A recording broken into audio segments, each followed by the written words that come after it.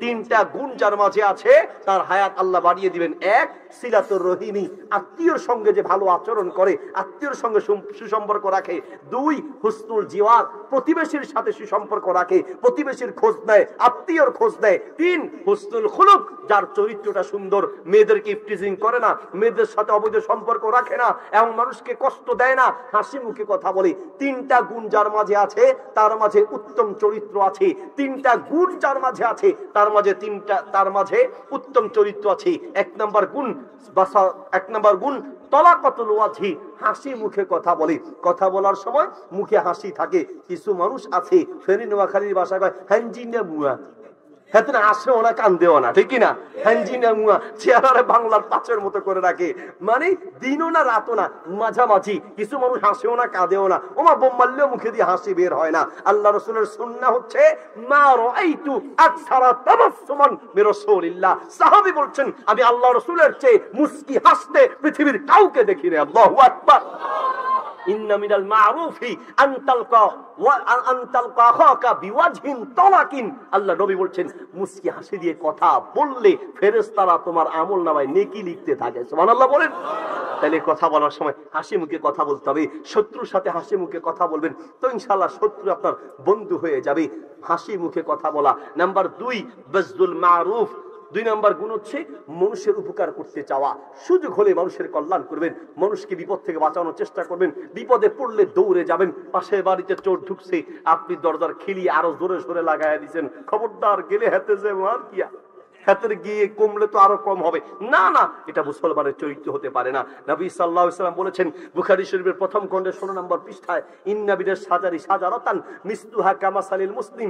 একজন মুসলমানের দৃষ্টান্ত হচ্ছে একটা গাছের মতো। গাছ যেমন তার সর্বাঙ্গ দিয়ে মানুষের উপকার করে, ঠিক তেমনি একজন মুসলমান তার সর্ব অঙ্গ দিয়ে মানুষের উপকার করার চেষ্টা করবে।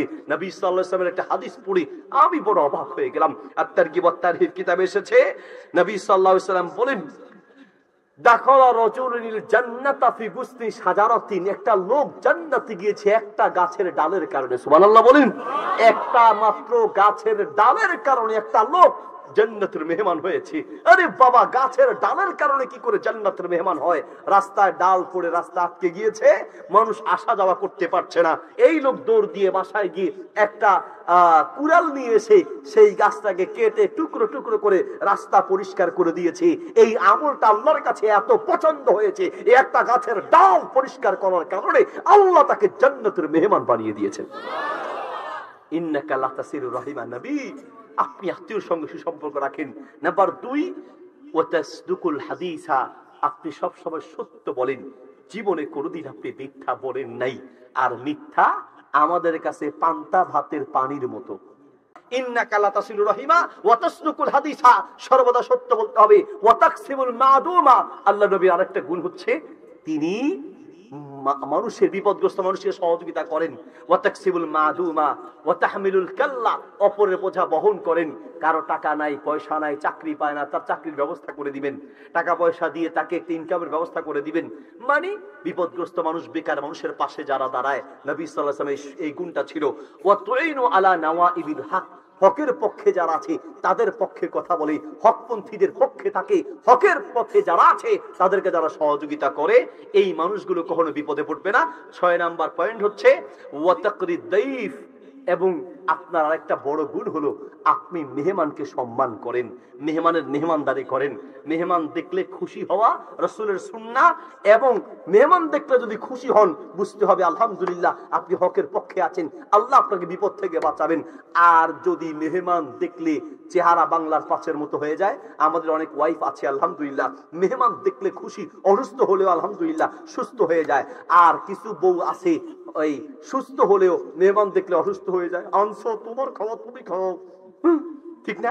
ও নিজের বাপের বাড়ির মেহমান যদি আসে তো 2 সপ্তাহ আগে থেকে লিস্টি রেডি আছে। আমার আব্বা আসবে, মা আসবে, দুলাভাই আসবে, আমার বোন আসবে, লিস্টি 2 সপ্তাহ আগে আপনাকে ধরায় দিবে।